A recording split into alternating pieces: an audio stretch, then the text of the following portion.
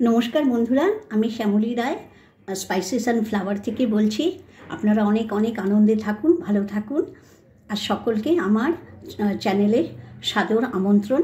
আজকে আপনাদেরকে আমি দুটো রেসিপি করে দেখাবো, অনন্য স্বাদের দুটো, ট্যাংরা মাছের ঝাল পেঁয়াজকলি দিয়ে, আর একটা হচ্ছে এই আপনাদের দেখছেন এখানে আমি রেখে দিয়েছি, এটা হচ্ছে ধনে শাক।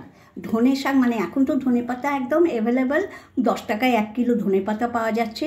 ওই ধনে পাতাটা আমি বেগুন আর বড়ি দিয়ে রান্না করেছি, কোনো মশলা নেই, কোনো মশলা ছাড়া। এই আর এতে খুব সামান্য মশলা দিয়ে রান্না করেছি। আর এই দুটো অত্যন্ত হেলদি রেসিপি। আপনারা যদি এই দুটো রেসিপিকে একবার ট্রাই করেন, আমার বিশ্বাস আপনাদের নিশ্চয়ই ভালো লাগবে।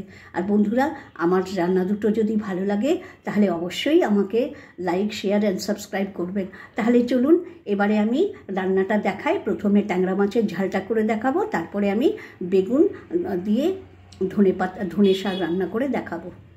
তাহলে প্রথমে আমি ট্যাংরা মাছের ঝালটা করে দেখাচ্ছি। তার জন্য ট্যাংরা মাছের জন্য আমি দেখুন নিয়েছি, আলু কেটে নিয়েছি একটু লম্বা লম্বা করে, আর পেঁয়াজ কলি নিয়েছি, আর পেঁয়াজ কেটে নিয়েছি, একটা টমেটো নিয়েছি, আর এই দেখুন এখানে একটু ট্যাংরা মাছ, দেশি ট্যাংরা, এ দেখুন একদম দেশি ট্যাংরা আমি ধুয়ে কেটে বেছে নিয়েছি। এবার এটাকে আমি নুন হলুদ দিয়ে প্রথমে ভেজে নেব।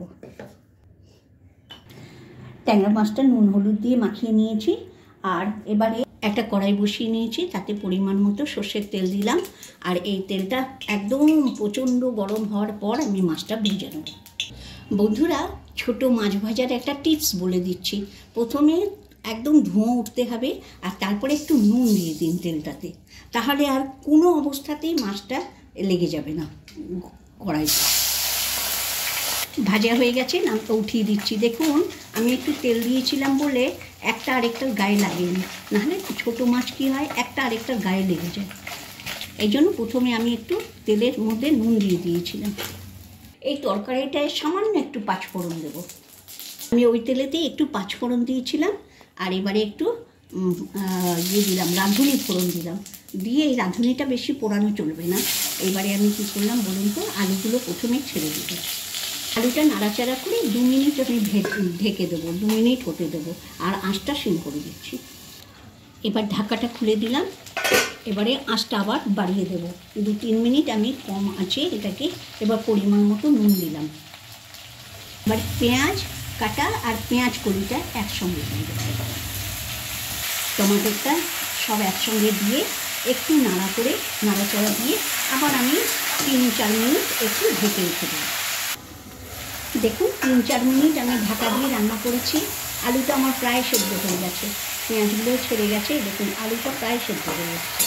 এইবারে আমি একে একে মশলা দেবো। প্রথমে দিলাম হলুদ পরিমাণ মতো, আর এরকম সামান্য একটা ছোট্ট চামচ, দেখুন 1 গ্রামের, এই 1 গ্রাম মতো অল্প একটু ধনে গুঁড়ো দিলাম।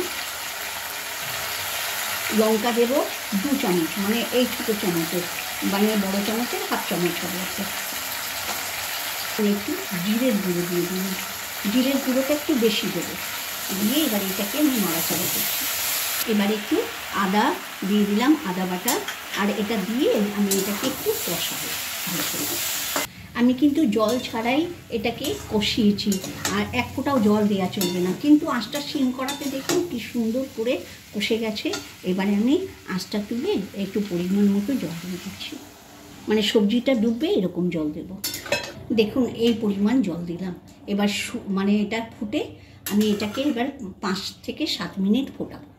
ঝোলটা ফুটে উঠেছে, এবারে আমি মাছটা দেব। মাছটা ভালো করে একটু মিশিয়ে নেব। নিয়ে এইবারে আমি আগে 2 মিনিট আমি ফোটার জন্য রেখেছিলাম, এবারে আর 5 মিনিট আমি এটাকে একটু ঢেকে রান্না করব। দেখুন আমার একদম হয়ে গেছে রান্নাটা, আর আলুগুলো একদম সেদ্ধ হয়ে গেছে। দেখুন আলুগুলো একদম সেদ্ধ হয়ে গেছে, আর কোনো অসুবিধে নেই। গায়ে এরকম একটু গায়ে মাখা হবে ঝালটা, মানে ট্যাংরা মাছের ঝালটা। এবার একটু ধনে পাতা ছড়িয়ে আমি নামিয়ে দিচ্ছি। এবার আমি সেকেন্ড রান্নাটা শুরু করছি। ধনে পাতা দিয়ে, মানে ধনের শাক দিয়ে, এটা ধনে, এখন তো শাক খুব সস্তা, তাই ধনের শাক আমি বেগুন দিয়ে রান্না করব, বেগুন বড়ি দিয়ে। এই রান্নাটা অসাধারণ লাগে বন্ধুরা, খেলে আপনারা কল্পনা করতে পারবেন না এই রান্নার এত স্বাদ। একটা কড়াই নিয়ে নিয়েছি, প্রথমে পরিমাণ মতো তেল দিয়ে দিলাম। রান্নাটা আমি সর্ষের তেলে করছি, সর্ষের তেলটা গরম হয়ে গেছে। এবারে প্রথমে আমি 6টা বড়ি ভেজে নিচ্ছি। ভাজা হয়ে গেছে, নামিয়ে দিচ্ছি। তেলেতে কালো জিরে আর শুকনো লঙ্কা ফোড়ন দিচ্ছি। দেখুন ভাজাটা মানে একদম ফোড়নটা হয়ে গেছে। এবার আমি বেগুন দিয়ে ছড়িয়ে দিচ্ছি। এবার পরিমাণ মতো নুন দিয়ে দিচ্ছি। নুনটা একটু কম দেবো, যেহেতু এটা শাকের তরকারি।